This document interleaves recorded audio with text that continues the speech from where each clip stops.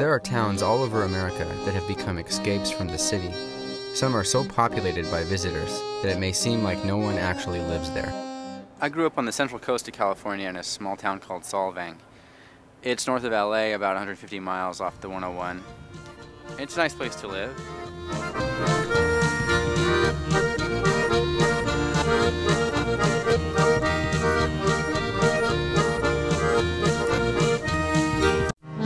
Solvang was founded in 1911 by a group of Danish immigrants who wanted to start a traditional Danish-style folk school on the American West Coast.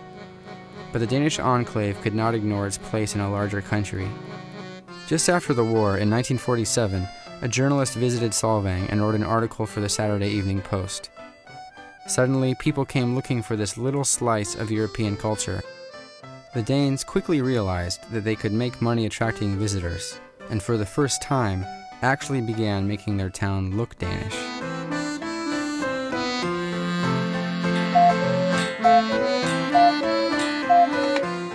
Today, Solvang, my hometown, is a giant kitsch art site.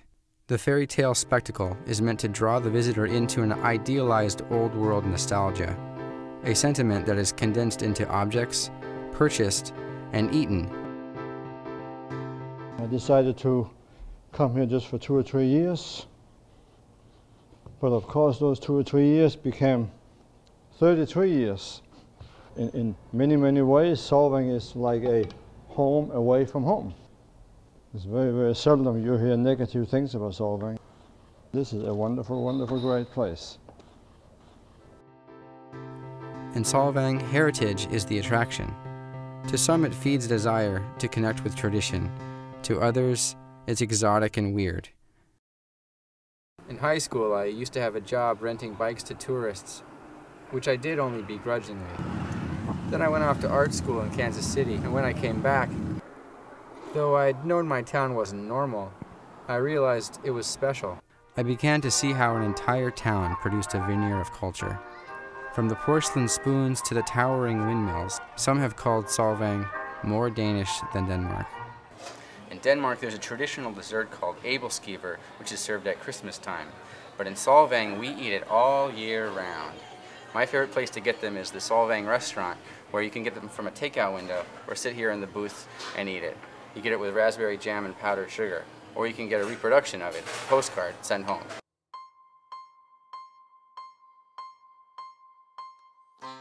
But it's not just Scandinavian themes here, and it's that freedom to honor tradition while completely tweaking it that I really enjoy. At this old-time photo studio, you can document yourself as part of the old American West.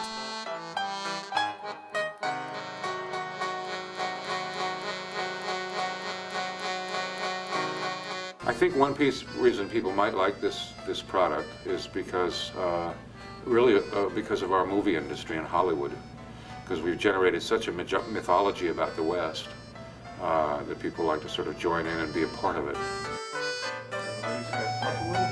Little tiny turn. Freeze there, a little tip towards your man.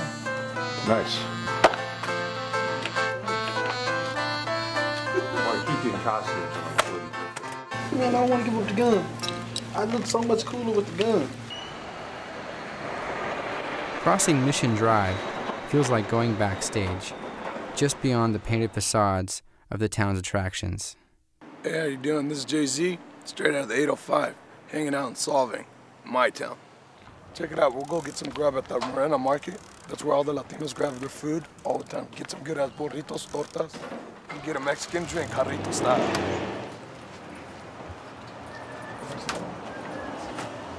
Miro!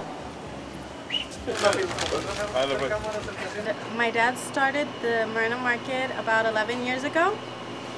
We started it basically because there wasn't any other store that sold Mexican products.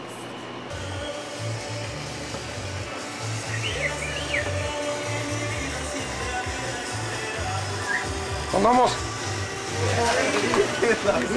Vamos, déjale. Es todo, ¿qué? Pues gracias, hombre. No te reto. A lot of people come here and hang out. There's a table outside and they just sit around and talk. The Latin community is a really big part of Solvang. They do a lot of jobs here. They're essential. Anyways, here you go. Here's a big old burrito. Thank you.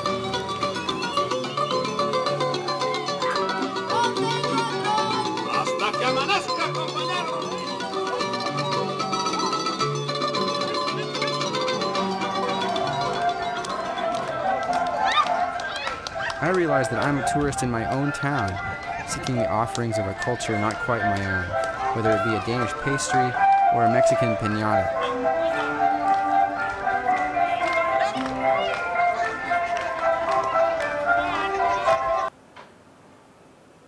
The word tourist is uncomfortable for some people, but Solvang has taught me to take it on as a title. I like it because it gives me the fresh perspective of being an explorer without taking myself too seriously.